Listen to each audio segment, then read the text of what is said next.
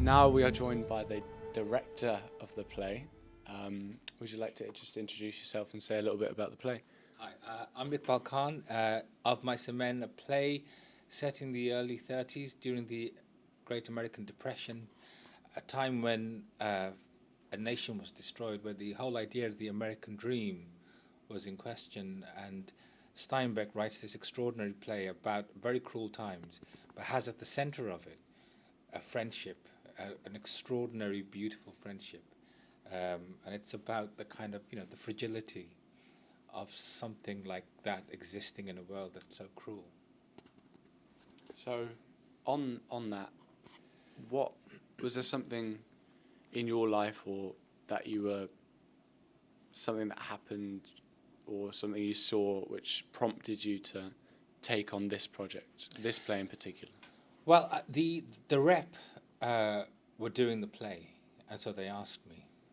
Oh wow! And I love the story, and I've lived with the story most of my life, and it feels like the right time to be doing it again. It feels like we're in a very difficult place with the living crisis and the difficulty of sort of connecting with other people. In the play, there are there's a certain set of characters who are marginalized, who don't have a voice, who are invisible, and we're dealing with all of these issues now: the identity crisis, the living crisis, the sense of community. What is community? How do we connect across our difference? And this play brilliantly deals with all of those things incredibly well. It's a kind of timeless story. It's a real privilege to get to do it. To get the chance to take a classic story that everybody thinks they know, and to sort of to challenge yourself to find a way to do it that makes it feel like it's new again. It's to reveal it in a fresh way for people that might know it already, and then to introduce younger people maybe, or people who don't know the story, to introduce them to the importance of the story now, and to represent people on that stage whose stories haven't been represented on that stage. So all of that stuff is an incredible privilege for me, and a big responsibility. And what techniques do you use to bring that across to people?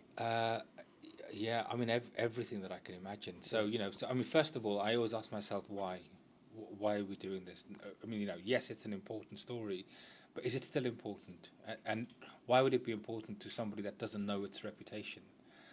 So that's the first thing, and then thinking about how does it look now? Because obviously a theatre isn't a real space; it's a poetic space. The walls are taken out, and you've got 800 people sat there watching something, and Steinbeck, when he writes this play, makes a point of kind of going, don't try and do the realistic thing with it.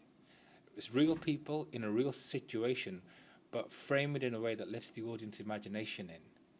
And so, thinking about how we design it is a big thing. And, it's a big space downstairs, and you want to have like a beautiful, bold, visual frame for the piece.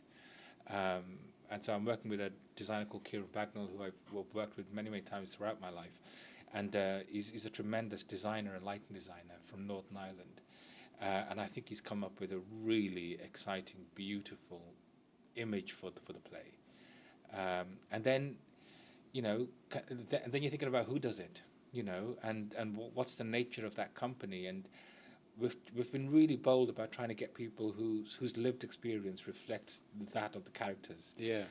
So with Lenny, we've got someone who's 6'6", is the size that the guy needs to be, but he's also is learning disabled, and so he's encountered a lot of the challenges that the character has in the piece, and it's just tremendous to be able to represent someone like that on the stage, and to have them inform all the choices that we make. And it's the same with Reese, who's playing Crooks, who has muscular dystrophy, and so again, very unusual to have a person of colour who's disabled being represented on our stages, and that's fantastic to have him do that. And then Lee, who's playing Candy, who has multiple sclerosis, and all of these things mean that we have a room that's incredibly carefully managed so that everyone feels like they can do their best work.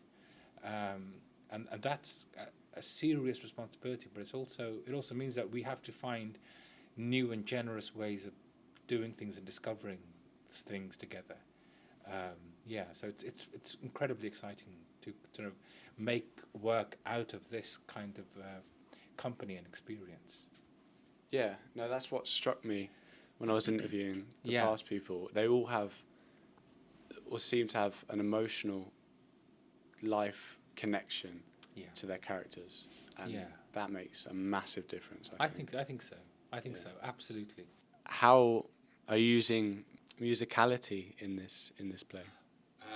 Right. So the music of the time, the really powerful music of the time, was the music of protest.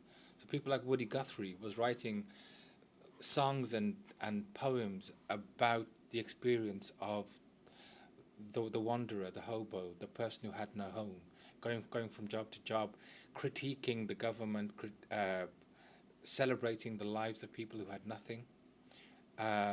And it's kind of their protest music, and it's incredibly lyrical, musically it's really interesting, and so we've taken inspiration from that. And our company are not just going to do the show and do the scenes, but we've got a whole other level of storytelling that's about these choral songs that move throughout the piece and that tell the story of the time, not just of the people in that community, but of that particular time. So we're doing our versions of songs inspired by this great tradition of music of protest.